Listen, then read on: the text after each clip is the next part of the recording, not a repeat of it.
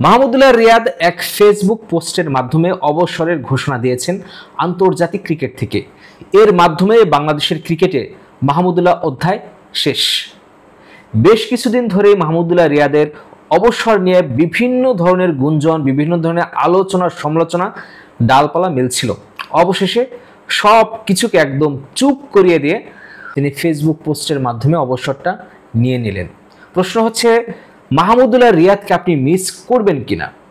দেখুন, সেই মানুষকে মানুষ মিস করে যখন যার কাছে তার গুরুত্বটা থাকে। মাহমুদুল্লাহ রিয়াদের বর্তমান বয়স ৩৯ বছর।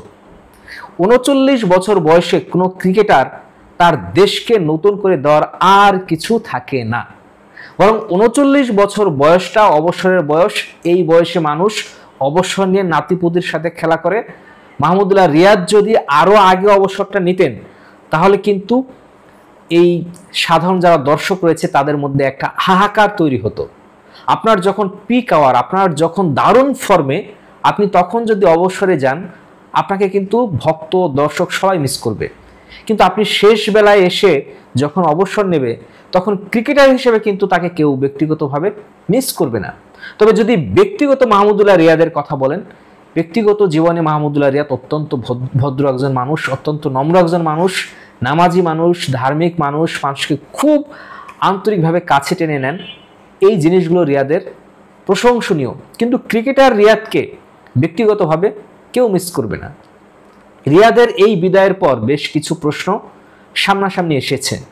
সেটা হচ্ছে যে তার এই অবসরের প্ল্যানটা তিনি যদি আরও আগে নিতেন সেক্ষেত্রে কি হতো, কিংবা তিনি যদি এখনই অবসর না নিতেন সেক্ষেত্রে কি হতো। দেখুন, আমাদের পরবর্তী ওয়ানডে বিশ্বকাপ হচ্ছে 2027 সালে। প্রত্যেকটি দল, প্রত্যেকটি দেশ বিশ্বকাপের কমপক্ষে 1.5-2 বছর আগে থেকে তাদের বিশ্বকাপের জন্য পরিকল্পনা করে। আমাদের 2027 বিশ্বকাপের জন্য যদি পরিকল্পনা করা লাগে, সেটা এখন থেকে কিন্তু পরিকল্পনাটা করতে হবে। 2027 সালে মাহমুদুল্লাহ রিয়াদের বয়স হবে 41 বছর। আপনি কি মনে করেন যে এই বয়সটা একজন ক্রিকেটারের ক্রিকেট সার্ভিস দেওয়ার জন্য যথেষ্ট? এটা কিন্তু একটা ক্রিকেটারের ক্রিকেট খেলার বয়স না। তো আপনি যদি ওই জায়গাটায় নতুন কোনো প্লেয়ারকে ওইভাবে সেট করতে চান 2027 বিশ্বকাপ মাথায় রেখে, তাহলে কিন্তু সেই ক্রিকেটারকে এখনই আপনাকে খেলাতে হবে। মাহমুদুল্লাহ রিয়াদ যদি জায়গা ধরে রাখতেন, সেক্ষেত্রে নতুন কোনো ক্রিকেটারকে তো দলের সুযোগ দেওয়া যেত না। মাহমুদুল্লাহ রিয়াদের এই জন্য এই বিদায়টা, এখন অবসর নেওয়াটা ভালো হয়েছে। যদি আরও আগে তিনি অবসর নিতেন তাহলে সেটা আরও ভালো হতো। আমাদের পরবর্তী যে জেনারেশন, সেটাকে তাহলে আরও দ্রুত তৈরি করা যেত। মুশফিক যখন অবসর নিলেন, তখনই তারপর থেকে কিন্তু মাহমুদুল্লাহ রিয়াদের উপর আসলে চাপ বাড়ছিল যে তিনি কখন অবসরে যাবেন। সবাই কিন্তু তাকিয়েছিলেন।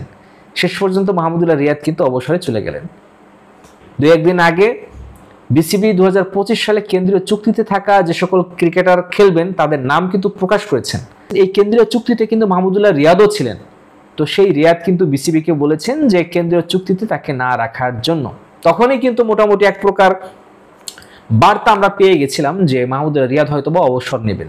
দেখুন, আমরা গোল্ডেন একটা জেনারেশন পেয়েছিলাম। সেই জেনারেশনে ছিলেন আফতাব আহমেদ, ছিলেন তামিম ইকবাল, ছিলেন মোহাম্মদ আশরাফুল, মাশরাফি, মুশফিক এবং স্বয়ং মাহমুদুল্লাহ রিয়াদ। কিন্তু দুঃখজনক হচ্ছে, আমাদের গোল্ডেন সেই জেনারেশনের কোনো ক্রিকেটার মাঠ থেকে বিদায়টা নিতে পারলেন না। শেষ পর্যন্ত মাহমুদুল্লাহ রিয়াদও পারলেন না। অবসরের কথা তিনি ফেসবুকে স্ট্যাটাস দিয়ে জানিয়ে বিদায় নিলেন। রিয়াদ ভাই ভালো থাকুক, তার অবসর জীবনটা ভালো কাটুক, এটাই প্রত্যাশা।